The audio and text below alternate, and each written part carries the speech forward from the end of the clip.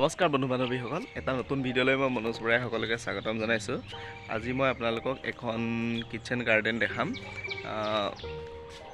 বিজ্ঞানসন্মতভাৱে কি ধৰণে মাছৰ যিবিলাক থাৰ্মকলৰ বাকচ হয় মাছ অনা, তাতে কিদৰে খেতি কৰিব পাৰি তাকে মই আজি কিছু দেখাম।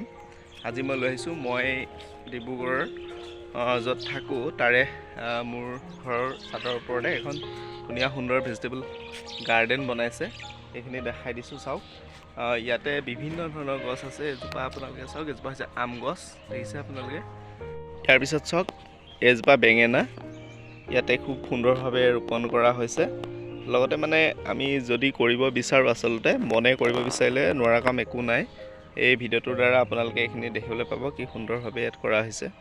বাকী এয়া চাওক, এইবিলাক আপোনাৰ দাংবডিৰ পুলি দিয়া হৈছে, এইখিনি ওলাইছে সেয়া। আৰু ইয়াত চাওক কি সুন্দৰভাৱে এয়া বিলাহী লাগি আছে। বিলাহী খেতি হওক, এইখিনি বিলাহী হয়, এইখিনি কণ বিলাহী হয়, ইয়াতে কৰা হৈছে। তাৰপিছত এয়া চাওক বন্ধাকবি হয়, বন্ধাকবি খুব ধুনীয়াকৈ হৈছে। তাৰপিছত চাওক এয়াও বন্ধাকবি হৈছে। আৰু এয়া চাওক ইয়াত কি সুন্দৰভাৱে আপোনাৰ ফ্ৰেঞ্চবিনৰ খেতি কৰা হৈছে। আৰু এই ফ্ৰেঞ্চবিনৰ খেতিটো আপুনি চাওক, অতি সুন্দৰভাৱে ইয়াত জেং নিদিয়াকৈ কি ধৰণে ইয়াৰ ৰছী ইউজ কৰা হৈছে। ইয়াত এখন ওপৰত চাং আছে আৰু চাঙৰ লগত ৰছীৰ দ্বাৰা সংলগ্ন কৰি দিয়া হৈছে। সেইখিনি খুব সুন্দৰভাৱে বগাই গৈছে আৰু গ্ৰ'থটো ভাল হোৱা দেখিবলৈ পোৱা গৈছে। মাটিত কৰিলে যেনেকুৱা হয় ঠিক সেই ধৰণৰে প্ৰডাকশ্যন ইয়াত দেখিবলৈ পোৱা গৈছে। ইয়াৰ লগতে আৰু বিভিন্ন ধৰণৰ ইয়াত খেতি কৰা হৈছে, মই আপোনালোকক দেখাই দিম, চাব। মানে এখন ঘৰৰ বাবে প্ৰয়োজনীয় প্ৰায় সকলোবিলাক প্ৰয়োজনীয় উদ্ভিদৰে খেতি কৰা হৈছে। এয়া চাওক, এজোপা অমৰা হয়, এয়া অমৰা লাগি আছে, খুব সুন্দৰভাৱে ইয়াত অমৰা লাগি আছে। এইটো চাওক, এইটো এটা ডাঙৰ এটা পাত্ৰত ইয়াক ৰোপণ কৰা হৈছে। ঠিক সেইদৰে আপোনালোকে যদি ইয়াত চাই, এয়া কাৰ্টনত এইখিনি আছে আপোনাৰ জলকীয়া, চাওক সুন্দৰভাৱে জলকীয়া ওলোৱা দেখা পোৱা গৈছে। আৰু ইয়াৰ পিছত ইয়াত চাওক, ইয়াত এইখিনি বিট পালেং, দেখিছে কি সুন্দৰভাৱে গ্ৰ'থ হৈছে। মানে নথকা বস্তু একো নায়েই, সকলোবিলাক খেতিয়ে ইয়াত কৰা হৈছে।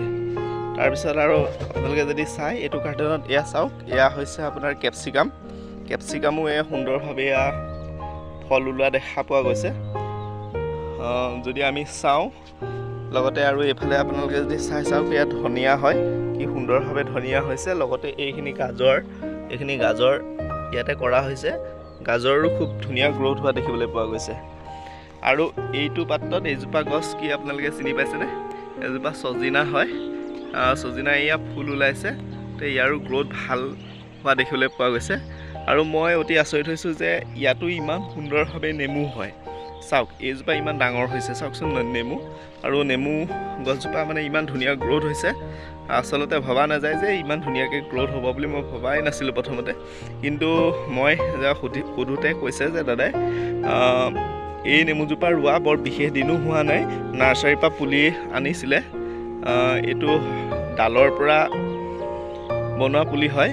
আৰু ইয়াত সুন্দৰভাৱে ইয়াৰ নেমু চাওক, ইয়াৰ নেমু কলি অহা আৰম্ভ কৰিলে, মানে ৰোৱা এবছৰৰ পিছতে ইয়াৰ ধুনীয়া ফল পোৱা দেখা গৈছে।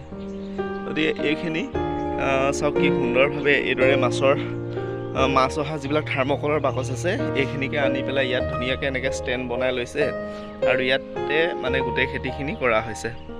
তাৰ লগতে আৰু বিভিন্ন ধৰণৰ শাক পাচলি ইয়াতে কৰিছে। চাওক, এখন ঘৰত সাধাৰণতে আমি গাঁৱৰ ঘৰবিলাকতহে এনেকুৱা বিভিন্ন ধৰণৰ ঔষধি বা বিভিন্ন ধৰণৰ উদ্ভিদ দেখা পাওঁ। কিন্তু এনেকুৱা চহৰ অঞ্চলতো যে মানুহে মন থাকিলে যে যিকোনো কামেই কৰিব পাৰি, ইয়াৰ এটা উৎকৃষ্ট উদাহৰণ হয় এয়া চাওক, এয়া হৈছে এজোপা শুকলতি গছ, কি সুন্দৰভাৱে আছে। শুকলতি এটা অতি ঔষধি গুণসম্পন্ন উদ্ভিদ হয়, বিভিন্ন কামত ইয়াক লাগে, অতি দৰৱী গছ হয়। গতিকে ইয়াকো ৰোপণ কৰা হৈছে ইমান ধুনীয়াভাৱে। এয়া চাওক, ইমান ধুনীয়া গ্ৰ'থ হৈছে। গতিকে আমি প্ৰয়োজনীয় সময়ত ইয়াৰ পাত আমি খাব পাৰোঁ। তাৰপৰা এই গছজোপা আপোনালোকে চিনি পাইছেনে বন্ধু বান্ধৱীসকল? এইজোপা দেখিছেনে? এজোপা বৰ ভাল উদ্ভিদ হয়, নলটেঙা বুলি যিটো কোৱা হয়। মাছৰ সৈতে আঞ্জা ৰান্ধি খাবলৈ নলটেঙাৰ সোৱাদেই বহুত সুকীয়া হয়। গতিকে নলটেঙা বহুতৰে বাৰীতে আজিকালি পোৱা নাযায়। কিন্তু চাওক, ইয়াত টাউন হ'লেও তেওঁলোকে যিহেতু মাটি ইয়াৰ অভাৱ হয় গতিকে চাদৰ ওপৰতে এই ধুনীয়াকৈ ইয়াক কৰিছে আৰু এই ধৰণে এনেকৈ আপোনাৰ কামি পুতি পেলাই এখন হেণ্ডালিৰ নিচিনা প্ৰস্তুত কৰি দিছে আৰু চাওক কিমান সুন্দৰভাৱে নলটেঙাজোপা বাঢ়ি গৈছে। গতিকে নলটেঙাজোপাৰ কাষতে আন এজোপা উদ্ভিদ আছে, এজোপা হৈছে ভেদাইলতা। চাওক এই ভেদাইলতাজোপা ইয়াতে ৰোপণ কৰা হৈছে। অৱশ্যে ভেদাইলতাজোপা এতিয়া বৰ অলপ সৰু হৈ আছে, নিশ্চয় এইজোপাও খুব সুন্দৰ হ'ব। তাৰপৰা তাৰ লগতে এই কাষৰ এইটো কাৰ্টনত আপুনি চাওক এইজোপা হ'ল ৰঙা টেঙামৰা। ইও এটা যথেষ্ট ঔষধি গুণসম্পন্ন উদ্ভিদ হয়, ইয়াকো ৰোপণ কৰা হৈছে। তাৰপিছত এইফালে এইজোপা আপোনাৰ ইলাচি হয়, মানে মৌচুমী টেঙা বুলি কৈছিলে, এইজোপা মৌচুমী টেঙা হয়। গতিকে ইয়াৰো এই গুটি অহা আৰম্ভ কৰিছে। লগতে চাওক এই কাৰ্টনত এইজোপা বিলাহী কৰা হৈছে, চাওকচোন কিমান ধুনীয়া সুন্দৰ ফল ওলাইছে ইয়াতে, খুব সুন্দৰ। লগতে ইয়াত এজোপা আন এজোপা এনেকুৱা উদ্ভিদ আছে, উদ্ভিদজোপা কি আছিলে মই সুধিব লাগিব বাৰু।